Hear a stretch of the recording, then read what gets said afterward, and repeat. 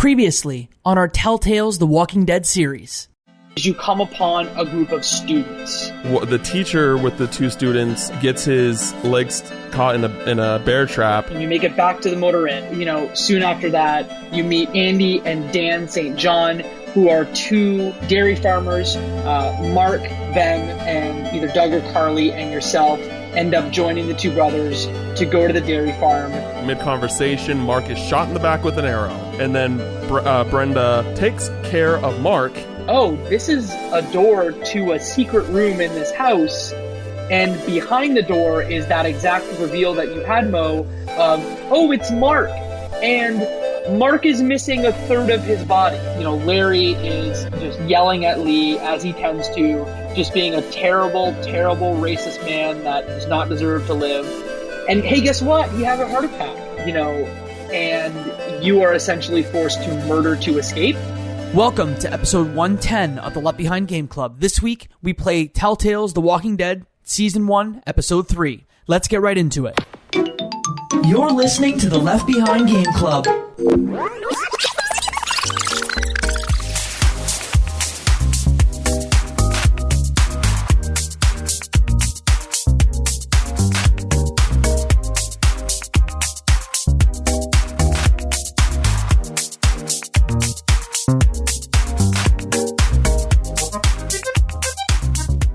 Welcome to the Left Behind Game Club, our never-ending attempt to make sure that no game is left behind. I'm your host, Jacob McCord, and today I have two friends with me. The first friend, you know him, you love him. His name is Mo Murtati. Hey everyone, another episode. Let's go. Another episode of The Walking Dead with our three-time returning guest. He is a writer at Dual Shockers and a Twitch streamer at Cam Final Mix. It's Cam Hawkins. Cam, thank you so much for coming back. Yeah, no problem. Glad to be here. We are very excited to have you talking today about the third episode in the first season of The Walking Dead, which is the episode titled Long Road Ahead. Now, as always, these Walking Dead titles are developed and published by Telltale Games, and this episode was originally released on April 24th, 2012. Gentlemen, before we get into talking about episode 3, why don't we give just a very short summary of what happened in episode 2? Where do we leave off when we start this episode? So the crew's in a motel, and these two brothers say, "Hey, we need we can give you food, some better shelter, all that jazz, because things are wearing thin where they're currently at." And then they basically go to the house, meet the family, and find out that they are cannibals, that they eat human flesh. And I called it. Just kidding. And basically, by the end of it, everyone has either died or turned into a walker in the family, and they leave to go back to the motel. And we pick up where they're back at the motel. And you start the episode as with Lee and Kenny, and they are scavenging, and very quickly, things kind of turn bad. Yeah, especially because you just also, as a refresher, you looted that vehicle with all the supplies and medical supplies and the food, and that was kind of that one thing, do we take it, do we not? And I think that's what this episode starts up with as well. Yeah, and you're starting by looking for more supplies. Yeah. And so you go back to Everett Pharmacy, which is the pharmacy from the first episode, and very quickly with Kenny are faced with two decisions and some really cool QuickTime events, where the first decision is there's a girl who comes out of another store close to Everett Pharmacy, and you're given the choice, 1, do I shoot her, or 2, do I leave her alone and essentially leave her to be bait for zombies? And then right after, you do a panic event where you have to scavenge as many supplies as possible. So if you are not hands on the thumbsticks ready to scavenge, you are not going to do well, and your camp is not going to be happy with you. Oh, wow. I didn't even realize that. Is there a limit or a max item list? Because when I started scavenging, it's grab as much as you can, but it seemed like the pressure was on. Is there an achievement for getting everything? Is this a replayable level, I guess? Yeah, the Telltale games historically are very much just beat the episode and beat the chapter of a chapter of this episode, and then you get the achievements. You'll always get 1,000 gamer score by the time you're done with it. Games like Life is Strange is a little bit more specific. in that sense. But yeah, there's no specific achievement for that. But I don't know what the maximum is, but I got 14 when I did mine. Same exact number, okay. 14. Ooh. I got like a blurb saying you got like 10, and then I might have grabbed one or two other things. I struggled with the controls. I'm playing on the Switch still for this episode. Yeah. And I had such a weird like grip on the actual Switch itself. Both hands were pretty much on the right controller.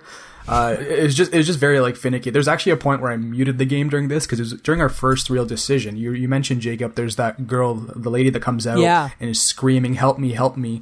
And you have to decide, like you said, like, do you let her get attacked by the mob and have them as a distraction? Well, I did that because I'm like, we're not bringing another person into this like group. There's no way. But she's screeching the whole time and screaming like, help me, to the point where I muted myself while I was looting because I just didn't want to hear the screaming. So maybe that was something that like is meant to be in there to like force you to hustle. But for me, I'm like, I just can't listen to this anymore. I also shot her, and I had a different like perspective on it. Again, my character's like very selfish, and like I want to be like a Lee who is all about himself. And so my thought is like, I'm going to shoot her, and that will like draw the zombies in so I have time to scavenge more. And obviously that was not the case. Oh, sorry, Jacob. I miscommunicated. I didn't shoot her. I let her be the distraction. Sorry. So what did you do, Cam?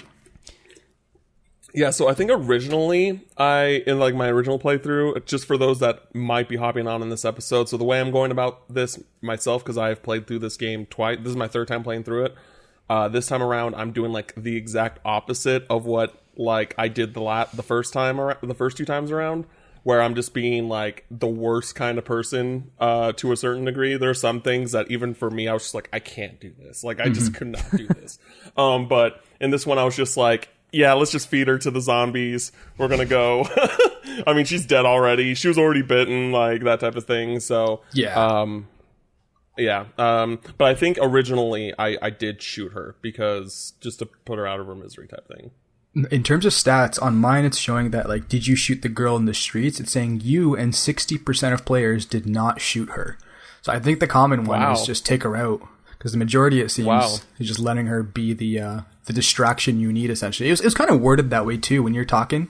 It's like, oh, she's going to be really helpful if we just let her be there. If you shoot them, maybe more walkers come out, kind of thing. Because, I felt like it was, I feel like this decision... so here's the thing with this game, I feel like, is compared to other Telltale games, I feel like this one is a much more... and it makes sense because you're in the zombie apocalypse, that it's more morality focused. Like, this is obviously like the good choice. This is obviously the bad choice, even though they don't do it that way, like in Mass Effect, where it's like Paragon versus Renegade. But in this scenario, it's just like... I can see the argument for both sides. Like, it's just one of those things like, oh yeah, like she's basically dead. Like, you know what I mean? So just save the time. Like, I feel bad that this she's in this situation type thing, but she's already gone. But then another situation is like, I don't want to shoot somebody. I don't want to kill a human being like that. That's terrible. Yeah. So it's just like, it's kind of like a pick your poison decision, really, right there. I feel like this game, jumping off your point, Cam, is always about morality, but it's always about which choice is worse than the other. It's like there are no good choices. It is like which one is morally gray and which one is like really, really awful. No? I don't know about... No, like, I don't think that's 100% true. A lot of it is, like, I think it's, like, really subjective where... I don't know, like, because, you know, there's, like, those situations... Like, there are certain situations where, like, they put you in there, like, you, like, oh, you... As far as I remember, you have to chop off the dude's leg. Like, you can't just, like, bamf out of there. Like, if there was an option there, like, you know... even though it sucks that you have to chop off that guy's leg, but like he can still potentially survive. Yeah. So that is the good choice. Like that would be the good decision. But and you know, I can't think of certain other scenarios, but there are, like, I do think in general there are a lot of, like, there are some like morally gray options, like the car at the end of episode 2, like, you know, oh, we need these supplies, we're literally starving. But then, like, oh, what if this family or what if this group is still alive and we're stealing their supplies, like that type of thing. So like, I get what you're saying, but I don't think it's. I still think that there's a number of decisions that are pretty like good/bad. Like, and we'll talk about those. Like a big one near the end of the episode, revolving Kenny. That very much was a, hey, do this for your boy, or you are a monster for making him do this. Yeah. You know what I mean? I think immediately after you get out of the pharmacy, you fight off a bunch of zombies, and then you end up back at the motel where the morale in your group has like started to come apart. Yeah, exactly. Like Lily, the so-called leader of the group at the time being, just lost her father in the last episode, when Kenny bashed his face in, kind of thing. So she's still kind of like dealing with that, and it's kind of always, it's shown as like she's definitely distraught from it, and you can tell that, as anyone would be. But she's also starting to like show off like erratic behavior, where she's starting to like question the people in the group with not really that much evidence, a lot of that kind of stuff. But at the same time, you're not too sure, because if it's actually because of her dad, or if it's actually because she has genuine suspicion, it's you get put in that position where you have to either like de-escalate her stress or figure out what's going on and try to substantiate, is there merit to what she's saying? Did someone steal items? Because that's the first thing she says. There's someone in the group that's taking supplies. And I'm assuming you get the choice to like either say, oh yeah, there is someone, or you say like, show me some evidence, or you say, no, that's not happening. Please calm down. I'm interested to see how you guys kind of handled it, but my approach was very like, just let's go based off logic and reason, because emotions can kind of teeter you off the wrong path. Let's see if we can kind of apply that in this kind of like situation with Lily. How did you guys feel about her? Well, in this situation, which is one of the few situations, I thought that Lily had no reason to lie about that. Like, you know what I mean? Like, she had no reason to lie about stealing supplies. Like, it's kind of like when you talk to Kenny about Lily, where he's just like, I don't distrust her, I just don't agree with her, like, on a lot of things. And that's kind of how, like, I perceived Lily in that situation. Like, there's no reason for her to lie. And then it got to the point where, like, I had Lee hear her out, and like she gave examples of the things that were being taken. Like, she was like opium, like, or like all that stuff, all the heavy duty medicinal drugs and things like that. I was like, okay, like, there's obviously something up here, like, and we'll figure out what's going on. Yeah, I kind of took on the Batman, like, greatest detective, and I didn't want to, because I know that Lily is probably, like, emotionally fragile, and she's had a terrible tragedy happen to her, so, like, is she seeing clearly? Maybe not, but, like you said, I had no reason to doubt that she is trying to put it on someone. Maybe she just isn't seeing things as clearly as she should. And I mean, she says, she's like, I know that I'm, like, not in a good place right now, but I'm not stupid. Like, I'm not like, she is completely aware. She's very transparent with Lee in that situation. Like, that was like the one point in the game, like, cause I didn't really like Lily throughout, but at this point, like, she's just like, hey, I'm like, I get it. I get that, like, I'm basically mad at y'all for killing my dad. I don't agree with Kenny and all that stuff, but I'm not crazy. Like, I'm not, she's not trying to deteriorate the group, because then she'd be deteriorating herself. Like, it doesn't make sense. Yeah, it's definitely like it's on that fence. Like, you're not too sure, because at the end of the day, you're seeing like it's shown as an overreaction because her emotions are like heightened, but at the same time, like you said, Cam, she's showing that there are reasons to believe that stuff is being stolen by someone in the camp. And like you said, why would she really make it up unless it is being maybe it's a paranoia thing where it thinks someone's out to get them? Because remember, it's a zombie apocalypse. There's barely any food tomorrow. You never know where you're gonna go. She just lost her dad. Everyone's being shot left and right. Like, no one is really thinking straight relative to themselves a year ago. This is them trying to deal with the best they can and kind of taking shots and dealing with them the best they can, depending on what's happening to them directly. Like, either it's a walker coming in and biting you in the face, or a walker biting you in the face tomorrow. You're always on edge, and your decisions are based off of that, like, basic premise always in front of you. So you sleuth around, you find out that like, hey, there's chalk with some markings, and then you go to the outside of the camp and realize that someone has placed a bag of medical supplies in an outside grate where, why are they there? Oh, it's because they're being given to bandits. And very quickly, there's a confrontation when you go back to speak to Lily about who you think has done the thing. The bandits come inside and are basically like, who isn't giving us our cut? Because we're going to kill people if we don't get what we were promised. Yeah, that was definitely rowdy. Because like right before all of that happened, one thing that's going to give context to our next decision is it Carly? Is that the one that's on the upper? Carly or Doug? Or Doug. Yeah. Carly / Doug. So for me, in my playthrough, Carly is still alive. And one of the first things she kind of tells you is like, hey, I need you to tell everyone what's going on about your history. I need you to tell them what happened. Because like now is the time, and you have that thing. It's like, why would I tell them now? It's like, it's never going to be a good time. And right now, this is probably your chance to kind of like be clear with them. That way they're kind of all on your page.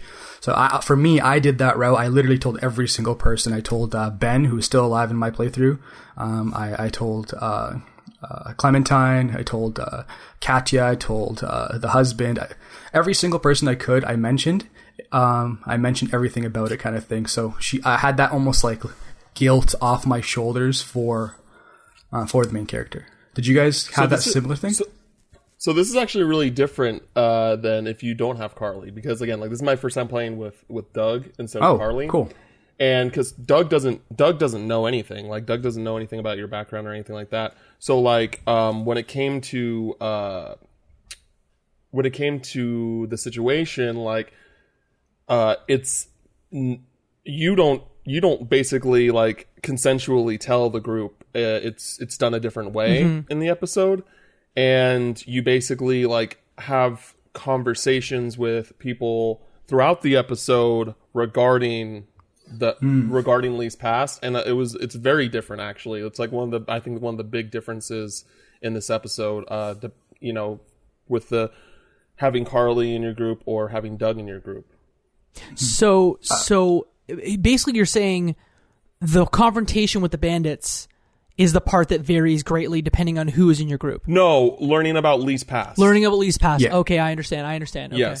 Yes. Because I looked into it as well, and depending on who you have, there are more people that are killed because Carly is more competent with a weapon. Because she is more competent with a weapon, she will kill 2 bandits, where Doug will only kill 1 bandit because he sucks and can't shoot. So even the little stuff like that, like varies depending on who you have. I was saying it's interesting as well because again, just like learning more about Doug. I really like Doug. I really like Doug as a character. Like he's just like I don't know. He's just like so genuine and kind and just wants to help and he's knowledgeable about a lot of things too. But he knows he's like one of those situations where like I don't think he's kind of like Ben, but without like the fragility that Ben has. You know what I mean? Like he still has like a place. He knows where he can help, but he knows that he's not like a leader, if that makes sense. He knows that like he knows his place and he wants to help with the role that he has. Doug is the uncool version of Ludacris from the Fast and Furious movies. Doug is wait, one more time? Doug is the uncool version of Ludacris from the Fast and Furious movies. He's the tech. He knows some stuff, but like Doug is incredibly uncool. But he's someone that you just want to like ingratiate yourself to. He's someone that you're like, yeah, be my friend. I kind of feel bad for you. You're dopey, Doug. I feel so out of place because I literally have the only thing I have about Doug in my brain is in the pharmacy when he gets killed right away and he's like gone. So you guys are like, Doug is great. Doug is not great. And I'm like, Doug doesn't exist. He's been dead. He's been dead. With that being said, I think that what essentially happens in that like cluster when everyone's kind of coming into the bandits are coming in accusing you of stealing their supplies, you're kind of like, okay, we have to start. We have to get the heck out of here, essentially, is what's happening. And the little quick time event happens where you're starting to shoot. By the way, one of the worst shooting mechanics I've ever experienced. 100% terrible. Yeah. Oh, yeah. I almost rage quit. But I proceeded. I continued on. It was like a light gun shooter from an arcade because like there was little to no recoil on like, you know, when you shoot something and it like goes like there was none of that with this. And look, I don't expect a Telltale game to shoot good, but like this was not good. Yeah. No. It totally wasn't, but we all prevailed, I'm assuming, and we were able to kind of get through it. For me, we all kind of ran into the RV. All of us eventually jumped in, and we got out of Dodge because there was no way we could fight it. I think, well, maybe there was like 8 people shot from the bandits, but they just kept coming apparently, so we had to kind of get out of there, and pretty much head our way off, which is something no one wanted to do because no one wanted to go into the RV. Lily's biggest thing was like, no, we should stay because we have like security, or actually I don't even know the logic behind staying kind of thing because you're running out of supplies. But everyone jumps in the RV. Now there's no choice. We have to get out of here because the motel is compromised. So you get in the car, or you get in the RV rather, you start driving, you stop, and that's when you have a confrontation between the group and when your entire group basically explodes. Mo? Yes. I'm going to explain my part because because I'm assuming it's completely different from yours. Yeah, a little bit. But in this process, Lily's starting to accuse Ben, who's still alive in my playthrough, and Carly for stealing the supplies, and is getting extremely agitated, but not presenting like that much proof. Mostly like her gut is telling her it's one of them and it has to be, and she's getting really agitated by it and forcing Ben to kind of either admit that it was him or admit it was Carly. That way she can like get rid of Carly. But either way, Lily was like, I am gonna rip you guys apart if you don't tell me. And you're kind of caught in the middle of like, do you diffuse the situation? Do you support one side? Do you not? For me, in the past couple of decisions, a lot of it was like, let the conversation go. You'll figure out the answer as you go. So I let the timer go quite a bit before I made my decision. In my situation, she takes out the gun, shoots Carly in the head in front of like everyone after like a little bit of chaos. And it's like, holy, this completely boiled over, like completely crossed the line. Like there was not enough evidence, and she just decided to make that call that I'm killing this person right and shooting them right in the head. Oh, sorry. Like, did you end up defending Ben when you were outside, or were you just kind of like listening, or like what was the situation that happened when you guys got out of the RV? So the one thing I do remember was there was one situation when Lily was really getting in on Ben, saying like, it was you, tell him. He's shaking. He's completely like he's saying it's not me. It wasn't me. Please don't hurt me. Like, how can I convince you I'm on your side? Like, please trust me. And at that point I'm like, yo, Lily, he's broken. Like, you've gotten through. He definitely didn't do it. And I kind of like backed him there. And that's when she kind of made the call to like, all right, I'm shooting Carly right in the head in front of Clementine, everyone. Wild. Like right then and there.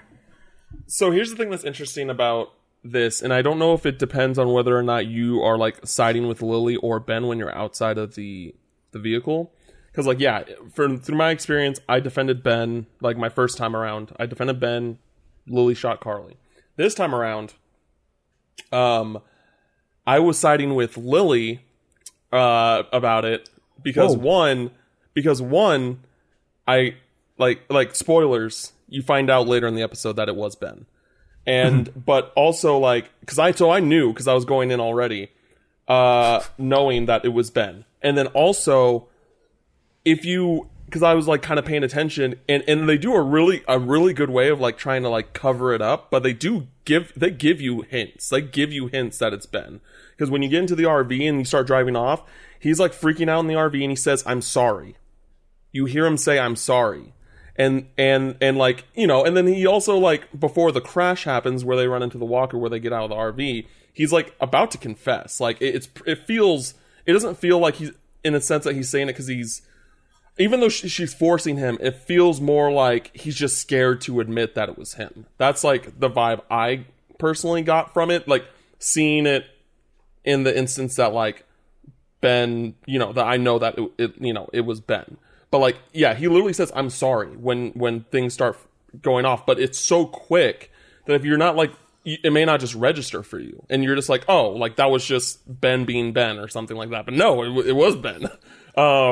And so, you know, I was defending Lily. And then Doug was defending Ben. And Lily was about to shoot Ben. And then Doug grabs Ben. And then basically... Doug just jumps in and Doug just jumps in, grabs Ben just to like, he doesn't even try and like jump in like a bullet shield, but he just tries to grab him and turn him towards him, and then Lily shoots Doug in the back of the head. Wow. Yeah, it was wild. Yeah, it's wild. It's wild. It is so wild, and it was wild for me because at the actual camp when the bandits were attacking, I knew what was going on, and with the bandits, you could say like, "Hey guys, like it's fine. You don't know who did it," and you can basically allude to like, "Hey, it was me. Like, we'll get you your stuff." I had no idea who it was. I didn't remember who actually put the stuff out, and I was floored that like I didn't understand why Doug like jumped in front of a bullet for Ben. Was it just because Doug's a good guy? I think that's the entire arc there. The way I saw it, he wasn't trying to take the bullet for him. He was just trying to get him out of the way, and he just accidentally was in the middle of course, of it, if that makes sense. Accidentally taking a bullet. So yeah. And that's when you're given So what did you guys do? Well, that's the second decision you're given is like, do you then say Lily like, we're going to take you in even though you just murdered someone, or you're going to leave someone? So as a selfish character, I was like, you just murdered someone with no evidence. You were a judge, jury, executioner. Therefore, you're gone. You are too dangerous to be on this crew. I left her. Yeah, for me, I meant to leave her behind, but I forgot. Like for some reason, I thought that I left her behind the first time I played. I was like, no, I did take her with me, so I took her with me again. It was like way too late to realize it was like a checkpoint. I'm like, I'm not playing through this episode again. Like, I'm not restarting this episode. So I was just like, all right, she's just coming with, and all that stuff. So. With me, I remember I was playing that like kind of neutral party. We've gone through a lot. Lily lost her dad. I wasn't expecting her to shoot someone straight in the head in front of everyone. But once that happened, I was like, okay, regardless of who's right and wrong, the line was crossed. It's tough to trust you because we didn't really have like evidence to show that Ben did it. Speaking of which, the spoiler, when I did find out Ben did it, I was on the train car when he like flat out tells me. He's like, I did it. And I was like, wait, what? And when I found that out, I'm like, man, don't get injured, because if you do get injured, we're moving on. We're not resuscitating in this situation, because you literally caused the death of someone else and the abandonment of Lily, who was looking out for us. Miley had just told Kenny that like he murdered someone. It was this episode where you told Kenny that you murdered someone, right? I think that was. He finds out. So okay. So this is where it starts. So if you have Doug, Lily tells everyone in front, like during that escalation, that Lee is a murderer, that Lee murdered someone and went to jail for it. Mm-hmm. And then because you basically just said, oh, you just murdered someone. It's like, you've murdered someone too, like that type of thing.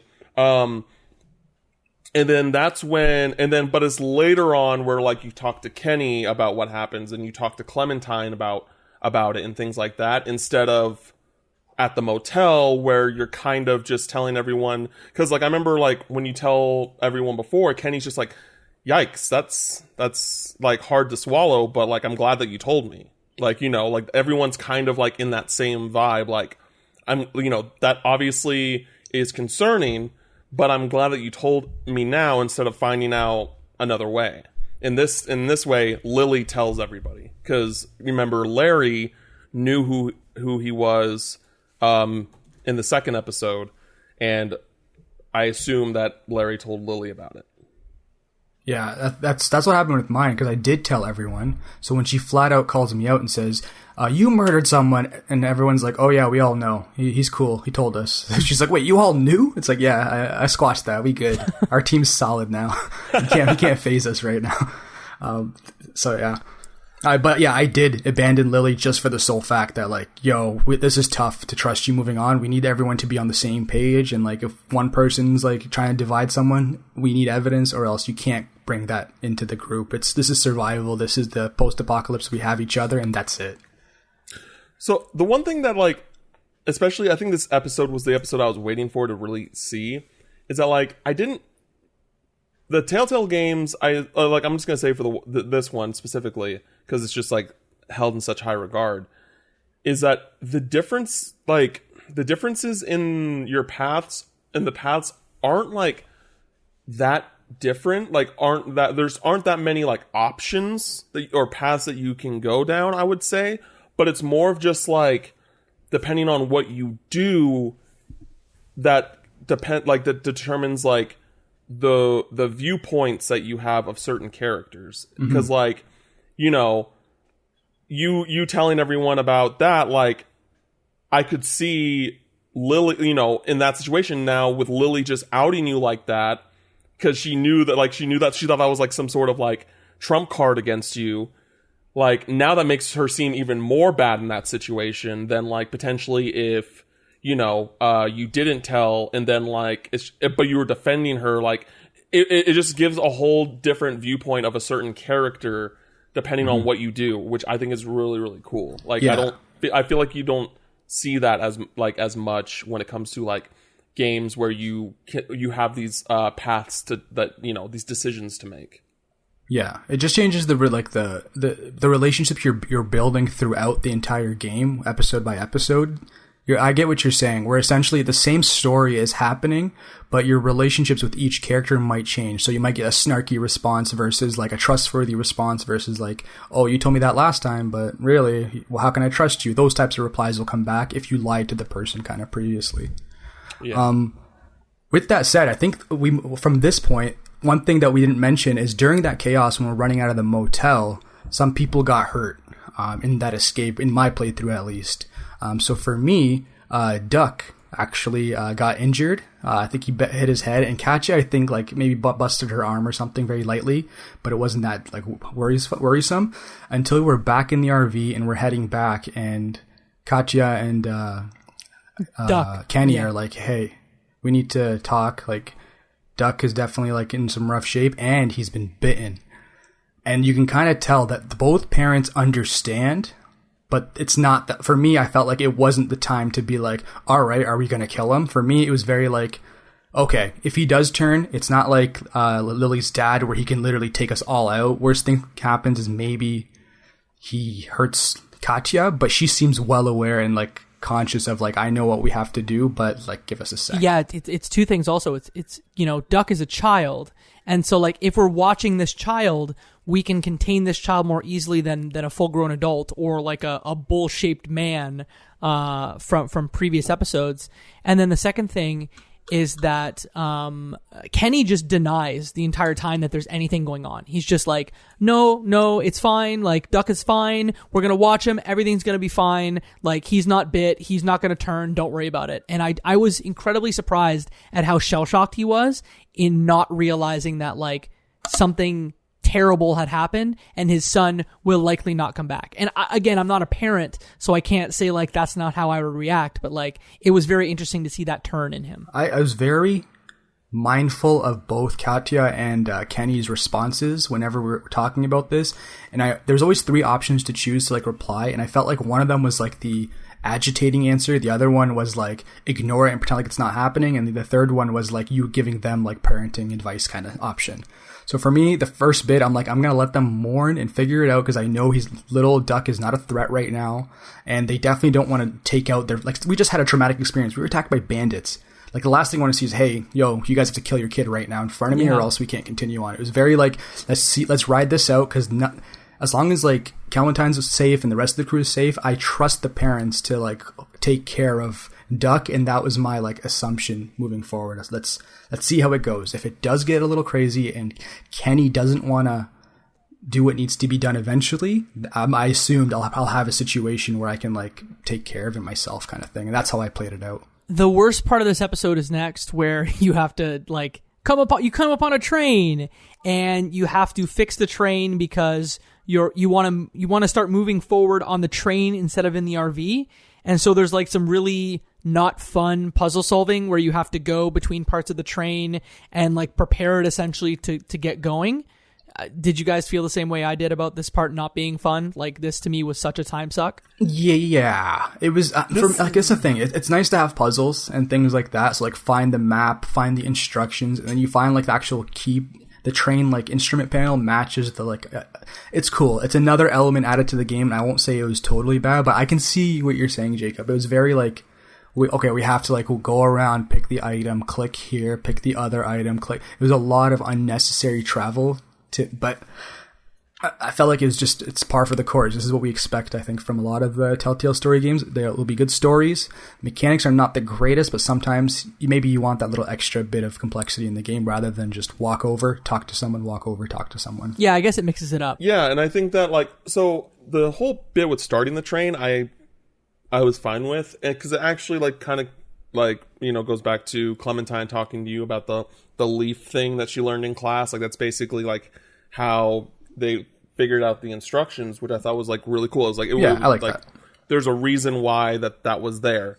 But there definitely is a point where because I played the game already, I knew I needed this weapon, this tool to undo the thingy, but you have to do certain things to unlock the ability to do so, and I'm just oh my god, I should just be able to do it. I should just be able to do it, and we can move on. Once you meet Chuck, you should just be able to just lift it up. We're good to go. But no, you have to go back to Kenny and blah blah blah, and then try and start the train, and then he tells you have to go. I'm like, come on now, just let us go. And just to mention, Chuck, I think, is the new character that gets introduced.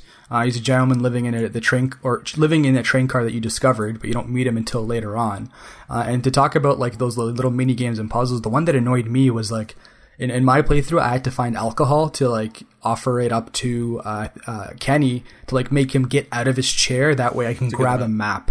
I've never been so annoyed trying to figure out how to get past a section. I had to look it up and go find the booze, give it to Chuck, then go up to Kenny, talk to Kenny, offer him booze. Now you can grab the map. Yeah, so I actually forgot how to do that too at first, but I did find the bottle straight away. So I was just okay, I can't give this bottle to Kenny. So I was I guess I'll go back to Chuck, and then I was oh, okay. So but yeah, I agree with you. That even took me a second to figure out. So I can't imagine for someone it was their first time, because I just happened to find the bottle. I forgot it was completely a thing at all. So yeah, I definitely agree. So you give him booze, but before that, there's a very, I guess it's a decision that doesn't have that many consequences, but it's an important decision for this episode, where you are asked, you and Kenny start to get into it verbally, and the game says hey. The game doesn't just say fight the man or not fight the man, but it escalates really quickly, and you can either choose to get physical with Kenny, or to kind of just talk it out. I didn't have a single situation where I was asked to fight Kenny. For every single thing I did was de-escalating and talking to him down. Everything's okay, we'll deal with it. He's go tell Katya he's gonna be fine or whatever. And I always chose the soft approach. And I never got a choice to fight him. It gave me the blurb saying you were able to talk him out of this. So when I saw the end and it said, "Did you fight Kenny?" I'm oh, I wish I would have. That would have been sweet. That's a very good light heavyweight versus light heavyweight. They both look about the same stature. We could have put betting odds on this kind of thing, but I didn't have that option to fight Kenny. I don't know if it was the first time or the first dialogue option or the second one, but I definitely know that because I did fight Kenny. That there was an option that literally just said, fight him. Oh, wow. It just said, fight him. And we fought. And it was interesting. Yeah, I think that there's a series, and I looked at a walkthrough later, and there's basically some very invasive things you can say. You can say you can be soft mode. Yeah. You can be hey, I want to talk. I'm sorry. Your wife needs you. Or you can just be you're the reason Duck got bitten, which obviously just sets him off and you get into a physical altercation. Ooh. So I remember just now with you saying that what I chose to make him, I think, de-escalate, because I randomly picked, because it had the option. It's you think the farmer's boy's death is on you, don't you? When I said that, he's it's definitely the universe is coming back at me. I took that man's son and he's taking my son away now too. And I'm that doesn't work. The world doesn't work like that, right?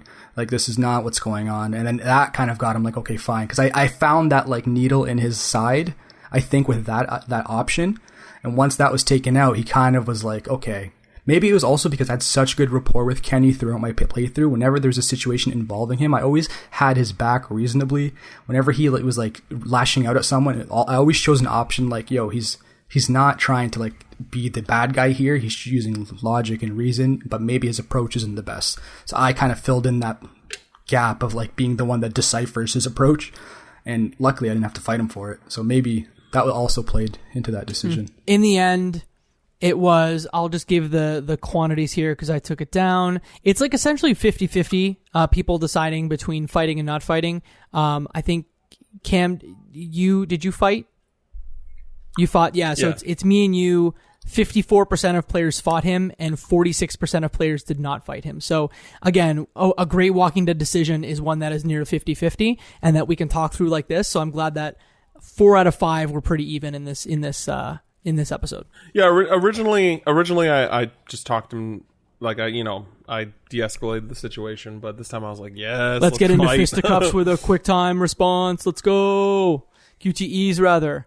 The next decision is kind of where the game gets, I don't want to say like I didn't love this episode, but like compared to the first 2, there was that middle section I didn't love, but then the game just like brings you back up to 11 emotionally when you realize that Duck isn't coming back, that Duck is not good, and that you should probably, I don't want to say like bring Lassie out back and take care of it, but like take care of Duck. Yeah. Put him out of his misery. What was your situation like with that? With me, it was a lot of like dialogue with Katya and Kenny. What did you guys have like? Yeah, that was basically. I think the dialogue there is pretty much the same.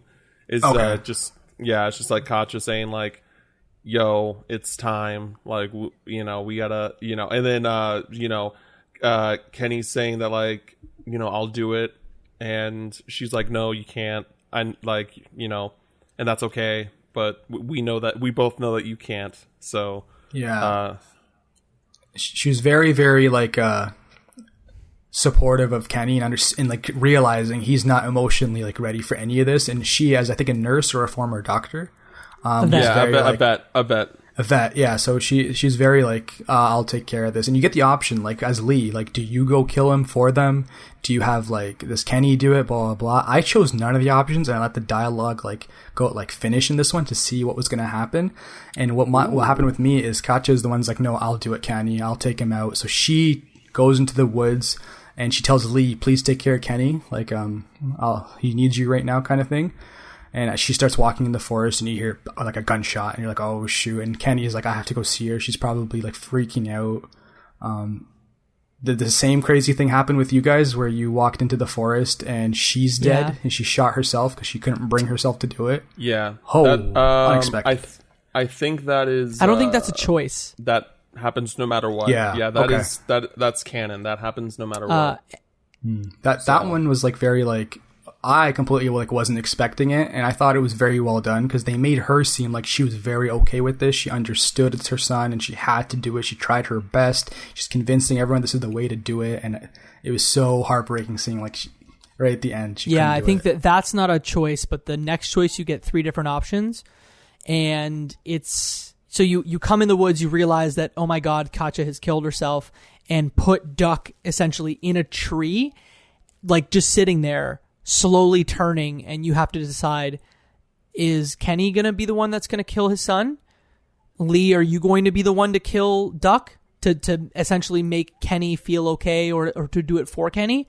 Or there's a third option where you can actually just leave Duck in the woods.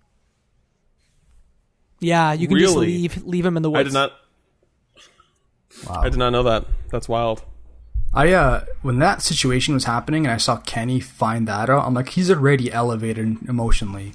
Last time someone had like a very emotional state of mind, shot Carly in the face, and it was Lily. So my thought process was like, how in any way do I get that gun from Kenny? Because like, regardless of what needs to be done, you never know. Like, he could literally take his own life, and we need Kenny right now because we're losing everyone. It's like 3 people left in the squad. So my thought process was like, regardless, like if I have an option to like shoot the kid, I'm doing it now. Everything's over. I'm going to take over from now. Like, let me kind of take over. So when it gave me the option, I took the gun. I can't remember if I was holding like Ken or he was right next to me kind of thing, and like shot the kid. And it was like it changed the angle of like the screen or whatever as soon as you do the bang. And then we kind of walk out and it's like, you don't feel the sense of relief for Kenny, but it was a lot of like, okay, it's over now. Let's move on. We all understand what's happening kind of thing. And let's continue on with our survival. That's interesting that's the tact you took of like, it wasn't about a father and a son. It was again, just a choice about the group in saying that like, I'm taking control and I'm going to be the one to take care of this. Yeah, because like previously in this situation, I'm like, it's not my kid. Let them figure it out. And I had a lot of faith in the wife, like, cause she's seen death before. She's been healing people, and she was talking Kenny into everything, letting him understand what has to happen. And he was believing all of it. Remember, I didn't have to fight him either. So he was kind of calm with me and like really understanding kind of thing. But a lot of it was like he was freaking out, but at the same time, he still seemed within grasp to like be able to like help him get through this kind of thing. That's why a lot of it was like, he can't kill his son. He just lost his wife. He still thinks he's responsible for the death of another kid. Imagine him shooting. We lose Kenny, essentially. I don't know if he can even continue on if he's the one that put the bullet in the kid's head. Mm-hmm. The way I took it was that I wasn't going to take this, I don't say this right, but I wasn't going to be the one to do this for Kenny. Like, Kenny was going to be the one that was going to take it. I'm going to put the gun in his hands. I'm going to let him take care of his son. And like, I don't want to take that. I make it sound like it's a good thing. I don't want to take this moment away from his son, even though I'm like a very selfish man. Like, we had just gotten into a fight, and I'm just like, this is your son. Maybe it's for you to take care of this. Unless you really want me to do this, this is for you to do. Mm-hmm. I was full on prepared for him to be upset or stop me. But at the same time, that's what I read in the situation. Kenny's lost right now. Like, and he needs something. He needs help. And I kind of like felt like I should step in and help in that time, because it wasn't his son anymore, and he knew that. Even to shoot him, he still couldn't let that go, kind of thing. But that's how I saw it. I mean, it's a really like. I mean, for me, it's just more like just not having to have Kenny kill his own son. Like, it's. I don't know. It's kind of like the opposite way of, like, originally, when I originally played the game, it's like the opposite way of like what Jacob was saying, where it's just like, no, dog, like, you don't have to do this. This is way too painful. Like, I couldn't even imagine. Like, it's like, you know, it's basically, I don't know. Like, I don't want to say it's it's like a 1-for-1 comparison, but it's just like imagining like if your kid, or like, you know, or if like you know, us, like our parents are like on life support and you want to pull the plug on life, like you don't want to make that decision. You don't want to have to do that. You know, you like, it's just have someone else do it that's like willing to do it for you, and like you can just not have to do that. Well, I don't know. It's just but in this playthrough, yeah, like I was just like, Kenny, you got this, dog. I'm really interested to hear your perspective on that, knowing that immediately afterwards, like there was a scene and I thought immediately of you, Cam, and it was a scene between Clementine and Lee. Like I immediately wanted, when I played this, I'm like, given the you know, you want to name your child Clementine, like I want to know, juxtaposed against like this moment where you either kill or you watch someone kill their own son, and then you have this like really intimate moment where you're essentially teaching, it's not your child, but like your surrogate child, how to survive in the zombie apocalypse. So this is where Clementine brings up Lee's past, if you don't tell everyone ahead of time. And she basically says like, you know, if you could have told me, it wouldn't have changed anything about you know, how I feel about you and things like that. And also she says that is it the one section where, like, in my playthrough it might have been different, but it was like, you asked, or for me, I asked Clementine, I'm like, are you happy that you came along with me? And she's like, yeah, of course. I would have ran out of food if it wasn't for you. I'm glad I'm with you. And this is after the fact, in my playthrough, when I already told her about, like, I went to jail, I killed someone, the whole shebang. So she's very accepting. Yeah, so what she said is just like, you've killed like numerous people now, and then I told her, I was just like, no, it's different. What I did was different than what we're doing, like what we've had to do since this apocalypse. Like, I murdered someone. You know, it's different justification. You know, which is no justification in the matter of, like, you know, his past. And yeah, so that was interesting. And I think, I think that this is, I mean, outside of maybe the end of episode 5, this is probably the most important like Lee and Clementine moment of the entire game. They call back to this moment in the final season too, and dude, I was crying so hard. I was crying so hard, and it's basically just like it's just Clementine and Lee just like kind of like looking back, like we've come this far, like, you know, and like this is what we have to do now to survive together, like, you know, that at the end of the day it's always still going to be like me and you, we're going to find your parents, like that type of thing. And just I don't know, it's just a really like sad but like beautiful moment at the same time. And man, it's such a good scene, and it very much like sets up like Clementine as a character for the rest of the game and then into the next 3 seasons. I really wish really that would have been where the episode ended.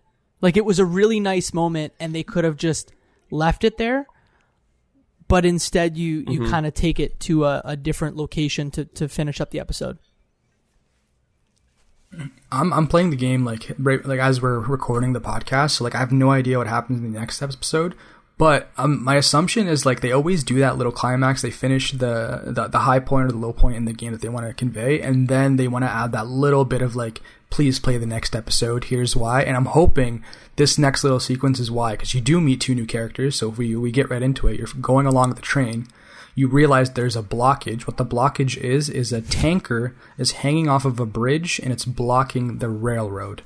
The tanker has inflammable signs, so the assumption, there's probably fuel, diesel, gasoline, I think is what they reference directly.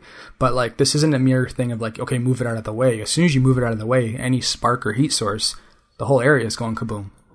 So that's when you meet 2 random strangers who are walking and along. Omid. I think I don't know if they were newlyweds or if they were just like a couple, but they were obviously like intimate. Yeah, and they were on a road trip in the U.S. and this all happened.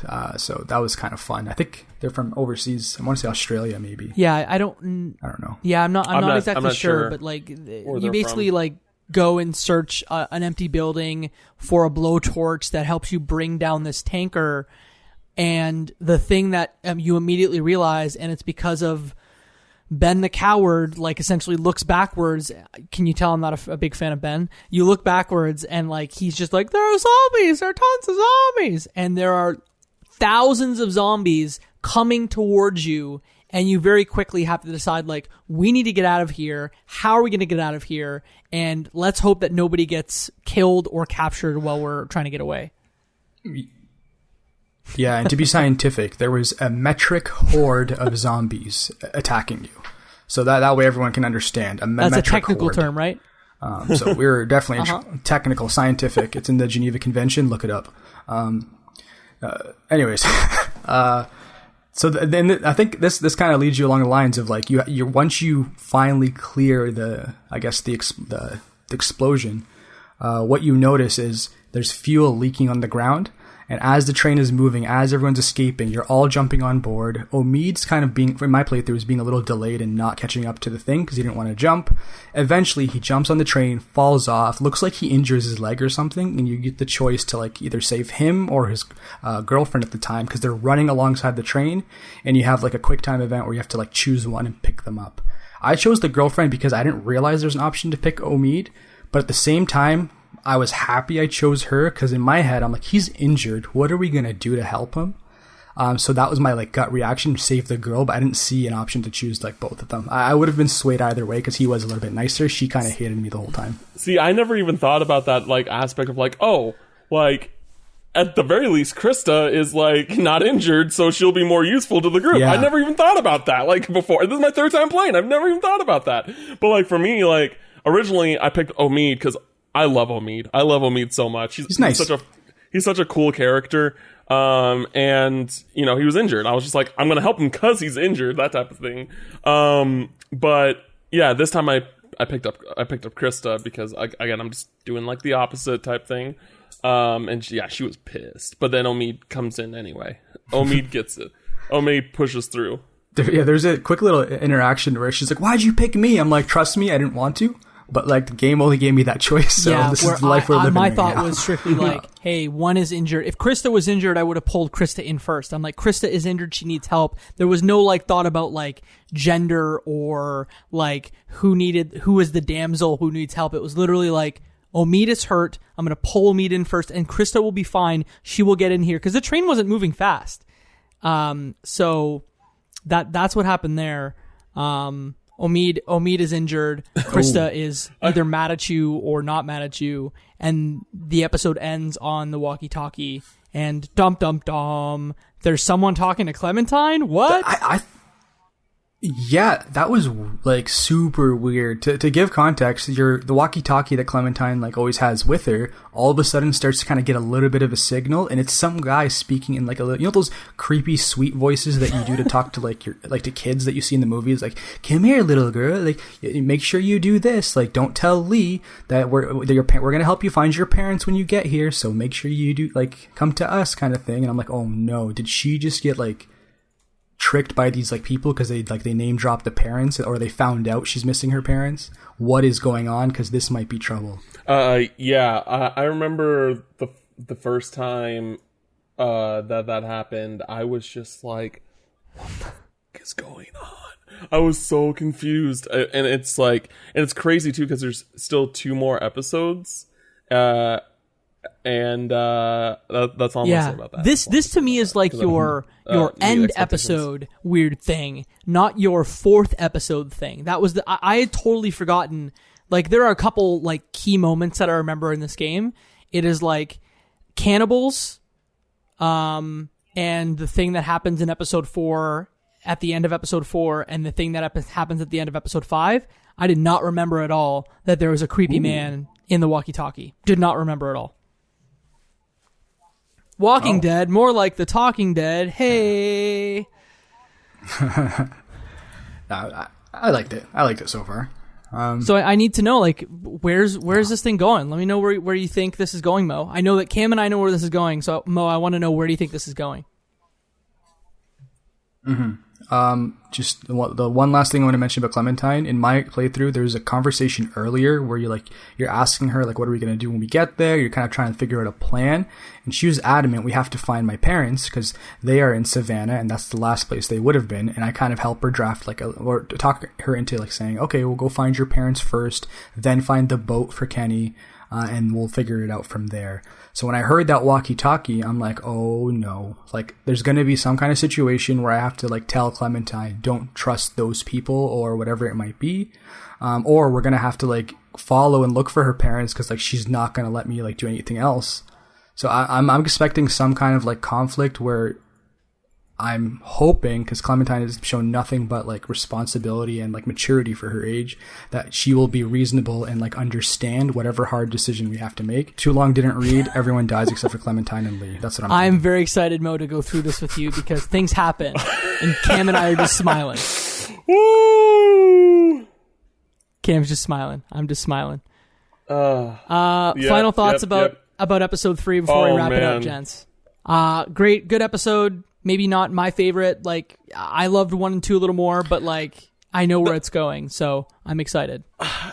So here's the thing.